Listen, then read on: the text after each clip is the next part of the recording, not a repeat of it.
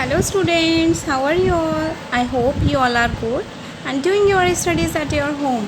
Students, हमने last topic पढ़ा था सब्सिडरी बुक, जिसमें हमने cash book, purchase book, sales returns book, purchase returns book, bills receivable, हमने इन सब के बारे में पढ़ा था जनरल प्रॉपर. आज हम पढ़ेंगे 2 column cash book with cash and bank column. जैसे कि इसके नाम से ही हमें पता चल रहा है, it is also a cash book, but इसमें कैश और बैंक कॉलम दोनों होते हैं.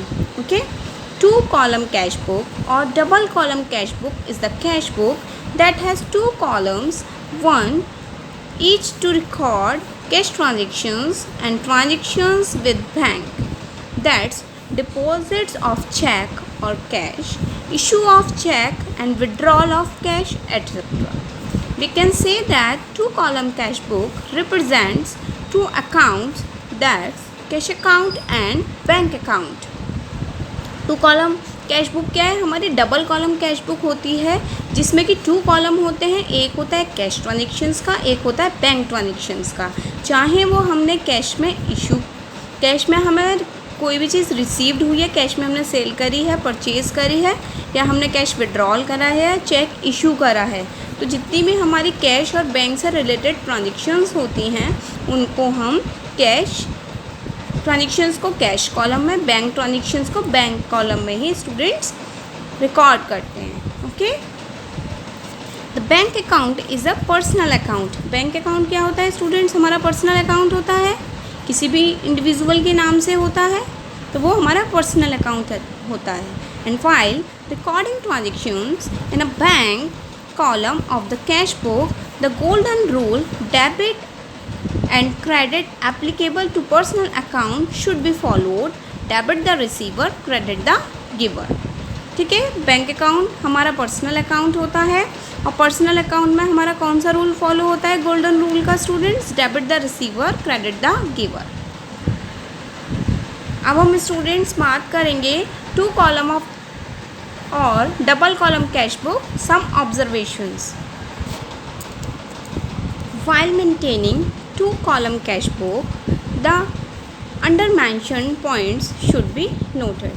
Opening balance, receipts, payments, contra entry, withdraw, bank service, check और draft. ठीक है स्टूडेंट्स, जब भी हम कैश और बैंक में 2 कॉलम में डबल कॉलम कैश बुक में अपने ट्रांजेक्शन्स को रिकॉर्ड कर रहे होते हैं तो हमें इन सभी पॉइंट्स को ध्यान में रखना चाहिए. अब हम इन्हें डिटेल में समझेंगे. सबसे पहले हम बात करेंगे students opening balance. Opening balance क्या है? While commencing a new business the amount will be written in the cash column. If cash is introduced and in the bank column if it is directly put into the bank with the explanation to capital account. If a new cash book is being started for an existing business, the opening balances are written as to balance brought down.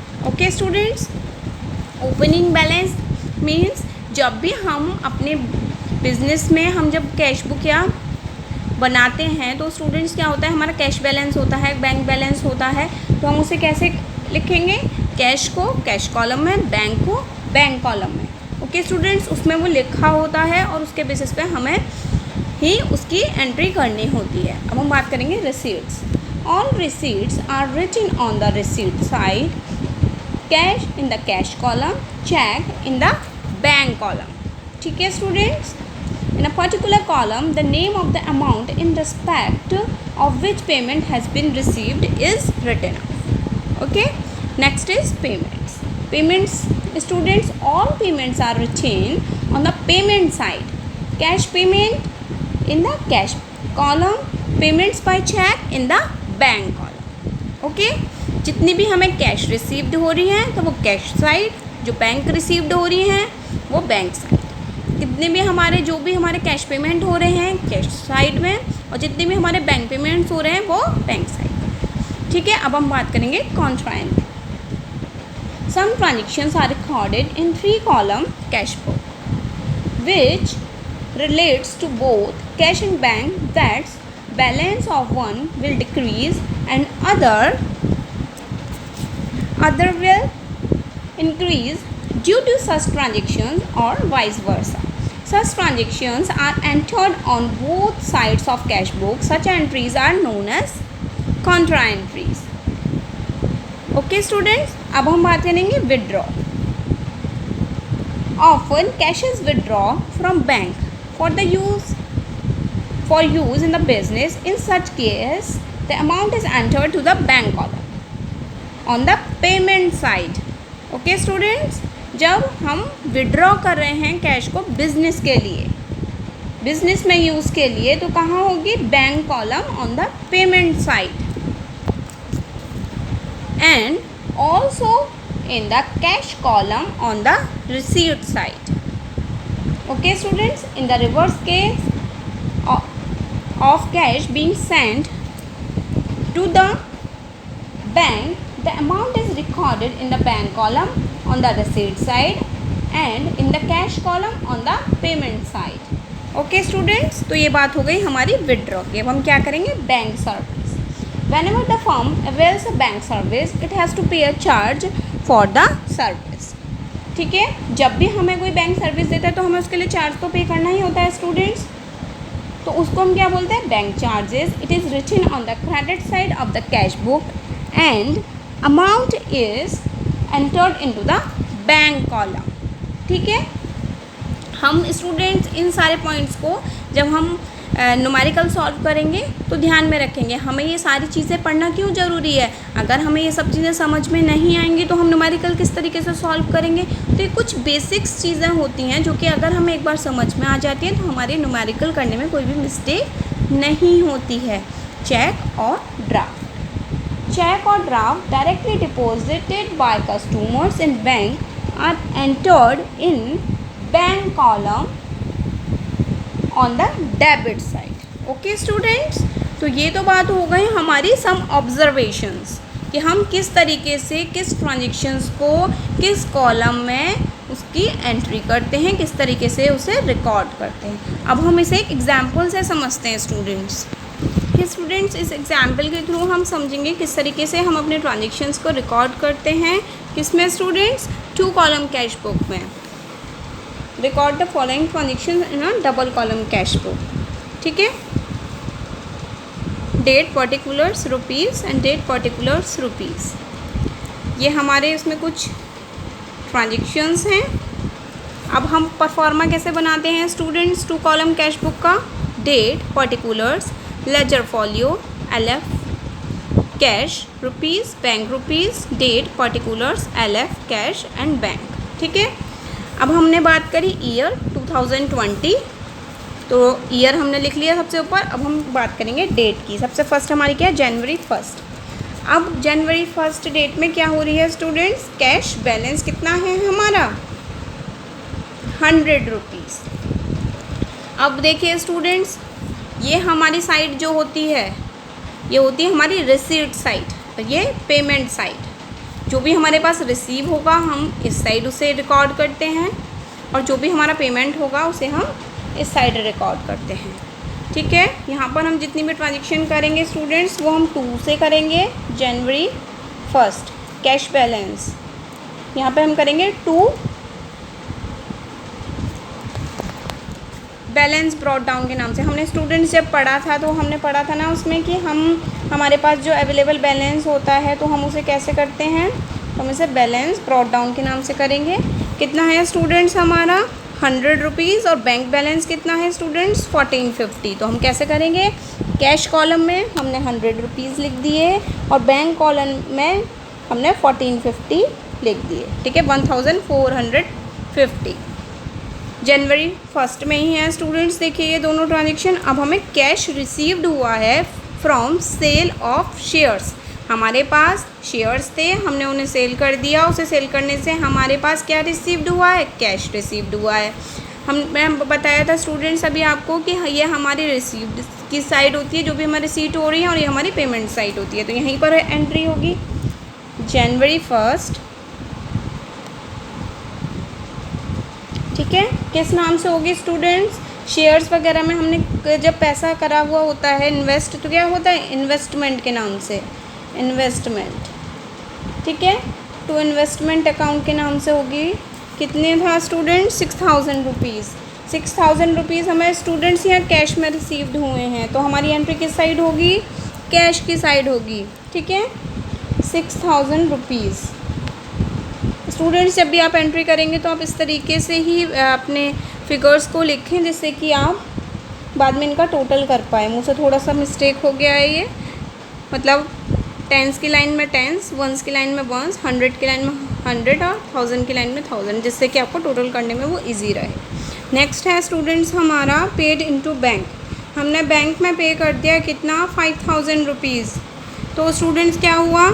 हमने cash दिया है bank को, तो हमारे पास से cash तो चला गया। कितनी तारीख है? जनवरी 2। जनवरी 2 यहाँ बाई बैंक अकाउंट कितने रुपीज़? 5000 रुपीज़। हमारे पास है तो स्टूडेंट्स कैश ही गया है, कैश ही गया होगा, तभी तो हमने बैंक में करा है paid into the bank. 5000 rupees हमारे कहाँ गए? कैश कॉलम में आ गए स्टूडेंट्स। और एट द सेम टाइम हमने जब बात करी थी, जब हम बैंक को में दे रहे हैं, मींस हमने डिपॉजिट करा है, बैंक में हमने जमा कर दिया, तो यहाँ से तो हमारे पास से कैश चला गया, पेमेंट साइड में एंट्री हो गई। और यहाँ पे स्टूडेंट्स कैसे होगी? जनवरी 2 कैश अकाउंट के नाम से। किस साइड स्टूडेंट्स?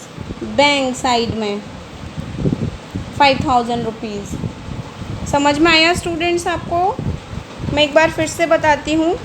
देखिए, पेड इनटू बैंक, अगर आप लोग बैंक में स्पेसिफिक सम ऑफ मनी हर मंथ जमा करते हैं, ठीक है, करते हैं, तो क्या होता है? आपने कैश दिया बैंक को, तो आपके पास से 5000 रुपीज़ का पेमेंट हो गया, बैंक ने जमा कर लिया। बैंक ने क्या करा? बैंक ने आपको आपकी पासबुक में एंट्री करके दे दी और बैंक साइड में क्या लिख दिया? 5000 रुपीज़ आपके अकाउंट में डिपॉजिट हो गए। तो इसलिए हमने इसकी एंट्री ऐसे करी, बाय बैंक अकाउंट के नाम से 5000 रुपीज़ और कैश में 5000 रुपीज़ हमारे बैंक में अवेलेबल हैं।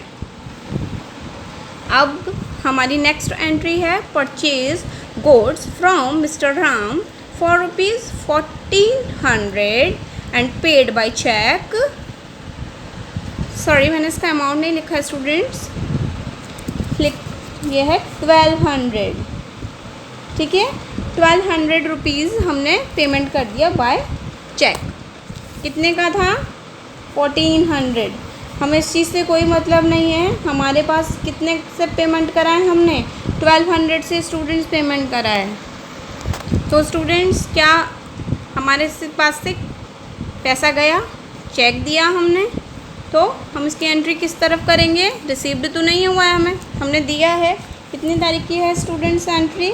जनवरी 3 बाई परचेजेस अकाउंट के नाम से कितना? 1200 रुपीज़। कैसे दिया है स्टूडेंट्स? हमने चेक से दिया है, तो हमारा क्या होगा? 1200 रुपीज़ हम बैंक साइड में लिखेंगे।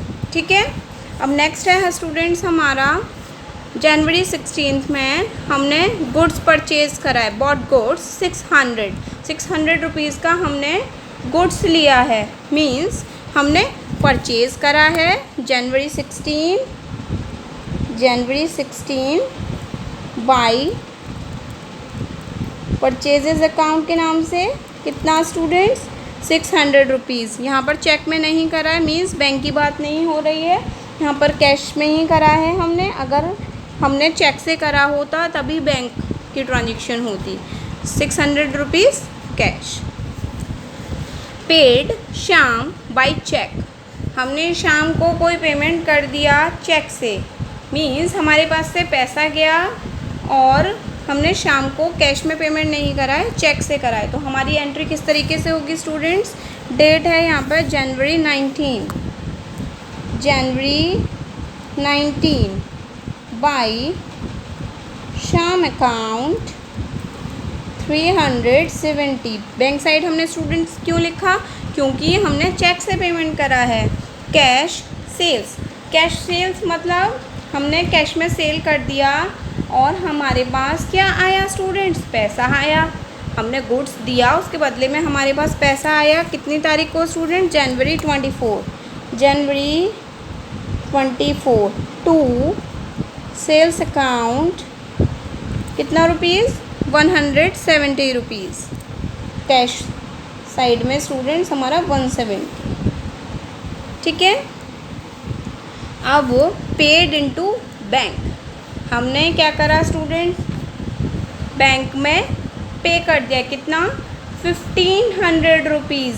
हम ये एंट्री स्टूडेंट्स पहले भी कर चुके हैं। ये एंट्री समझना हमारे लिए इसलिए ज़रूरी है क्योंकि इसकी एंट्री हमारी दोनों साइड होती है। जनवरी 28, जनवरी 28, ठीक है।